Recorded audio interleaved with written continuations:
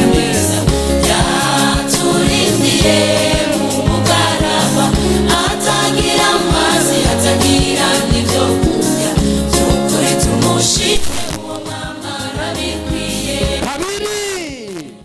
Isoko nibarabara iminsi yose umenye ko ari itunga riba rije, kubera isoko iha ikibanza cy'abantu bimbura iyo bashorera, kuko n'uwimbu yatagira iyo ashorera nawe nyene ni ngorane. Isoko retera intege abimbuzi, abagwiza mwimbu, kugira ngo bagwize umwimbu mwinshi kuko bafise bawujana. Murabizi yuko iri barabara riri mu mugambi wa leta, mugabo tugenda ku ntambwe. Iri barabara ryo niryaza kazoca kakamanuza, ngaha hazoca haba igisagara gikomeye cyane.